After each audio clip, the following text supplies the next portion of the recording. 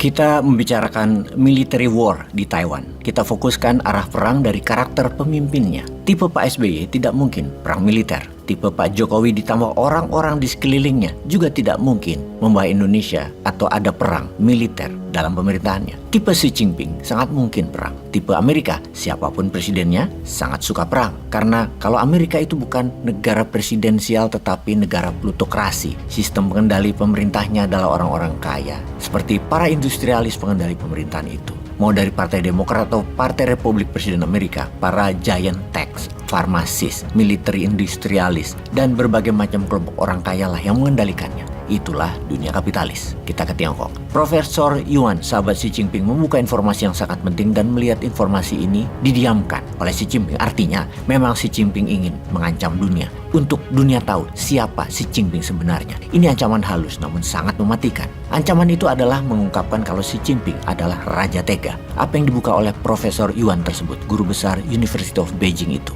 Yaitu kalau Xi Jinping sudah mabuk, Xi akan mengeluarkan tabiat aslinya. Kita semua tahu ketika orang mabuk, karakter aslinya keluar. True color seseorang keluar. Fake-nya mereka buka. Tameng, topeng, mereka buka. Jadi, seperti apa Xi Jinping ketika mabuk? Apa yang diungkapkan? Setiap mabuk dia membuka political idea dirinya dan apa visi hidupnya. Apa saja ide dan visi Xi Jinping? Pertama, tentang populasi rakyat Tiongkok. Banyak ahli ekonomi yang mengatakan penduduk Tiongkok kebanyakan dan ekonomi ke depan tidak bisa menahan beban banyaknya penduduk Tiongkok. Bukan hanya banyak, tetapi tumbuhnya terlalu cepat. Di mana pertanyaan itu diberikan kepada Xi Jinping ketika mabuk oleh Profesor Yuan. Yang dijawab oleh Xi Jinping sambil gebrak meja. Yuan Hongbing, kamu salah. Penduduk Tiongkok terlalu kecil, terlalu sedikit. Kita perlu 4 miliar manusia untuk mengendalikan dunia ini. Untuk menjadikan dunia ini komunis yang adil bagi rakyat. Kita perlu manusia yang banyak. Waktu itu penduduk Tiongkok masih 1,1 miliar di tahun 1990-an. Xi Jinping sangat menentang kebijakan satu keluarga satu anak yang berlaku sejak tahun 80-an.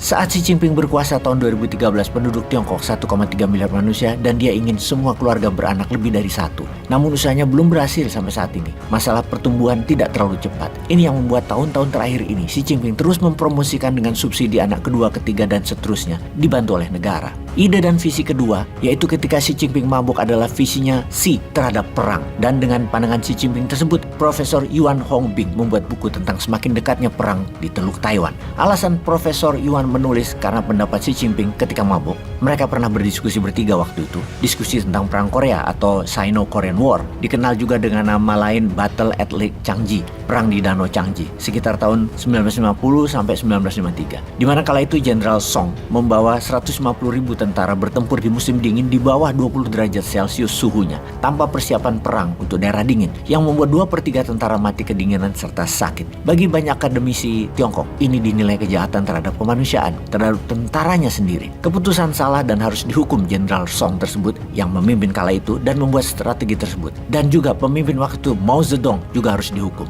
Ketika mendengar komentar tersebut tentang Sino-Korean War, Jenderal Song dan Mao Zedong, Xi Jinping yang biasanya tenang mendadak marah besar. Dia berkata siapapun yang mengatakan hal tersebut bahwa Jenderal Song dan Mao Zedong salah, itu menghina patriotismenya tentara PLA Tiongkok. Tiongkok waktu itu berhasil mengusir tentara Amerika keluar dari Korea Utara. Dan menurut Xi Jinping, walaupun korbannya 1 juta orang, dia tidak peduli untuk menegakkan heroisme, komunisme, dan semangat tentara PLA-nya Tiongkok, People Liberation Army-nya Tiongkok. Tindakan Jenderal Song dan Mao Zedong adalah kemenangan gemilang yang memerlukan banyak pengorbanan. Peristiwa itu membuat Xi Jinping berkelahi dan memukul lawan bicaranya. Di sini kita bisa melihat psikologinya Xi Jinping dan apa visi politiknya Xi Jinping. Di mana dia tidak peduli berapa orang dikorbankan, yang penting tujuannya untuk membuat Tiongkok menjadi negara besar, dihormati, dan membalas penghinaan Barat selama 100 tahun harus terlaksana. Semua itu ditulis dalam buku karya Profesor Yuan Hongbing yang berjudul The Final Battle in the Taiwan Strait 2025, yang menjelaskan bahwa Xi Jinping adalah Mao Zedong baru.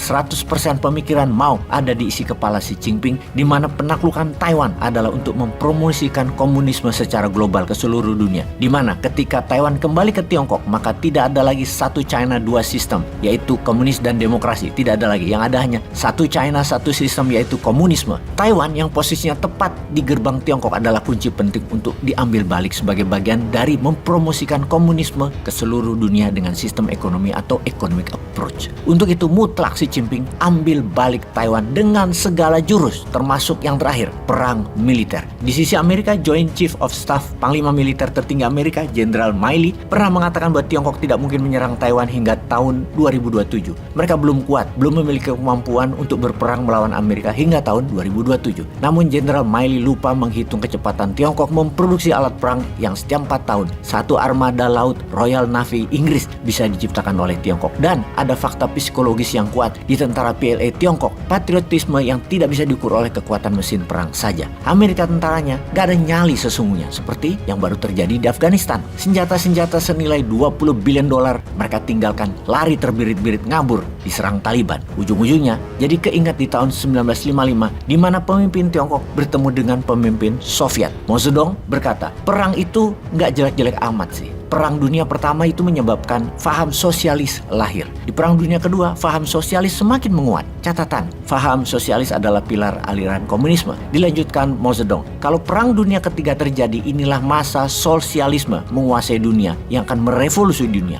Dilanjutkan lagi oleh Mao Zedong kepada pemimpin Soviet kala itu, Nikita Khrushchev. Dan jika Perang Dunia Ketiga terjadi, Uni Soviet pura-pura berdiri di pinggir lapangan, biarkan Tiongkok yang duluan untuk menarik masuk Amerika ke dalam Tiongkok. Tiongkok akan terlihat kalah, di mana tentara Amerika akan masuk ke dalam daratan Tiongkok. Sampai kekuatan terbesar Amerika ada di Tiongkok. Kemudian saya akan memberi kode ke Soviet untuk meledakkan bom atom di Tiongkok untuk memusnahkan kekuatan besar Amerika dalam satu serangan. Hal itu mungkin akan mengorbankan 400 juta penduduk Tiongkok. Tidak apa-apa penduduk Tiongkok dikorbankan selama Amerika tumbang dan membuat dunia baru. World Common Destiny. Kesimpulan, perang di Teluk Taiwan di tahun 2025 sangat besar kemungkinan terjadi. Tidak mungkin terelakkan. Kita jadi teringat perang Korea antara Amerika dan Tiongkok. Pengamat militer dan dunia menganggap tidak mungkin Tiongkok mengirim tentara dan berperang di Korea Utara waktu itu. Di mana di tahun 50-an, Tiongkok tidak punya kapal perang laut, tidak punya pesawat terbang kekuatan tempur udara, kekuatan laut dan udaranya tidak ada. Namun Mao Zedong mengirim 1 juta tentara jalan darat di musim dingin. Ratusan ribu tentaranya mati, terbanyak karena cuaca. Dan Amerika kalah terbirit-birit keluar dari Korea. Apakah tidak mungkin Xi Jinping lakukan ini lagi ke Taiwan sekarang? Dan Indonesia bagaimana? Sudah siap? Peace.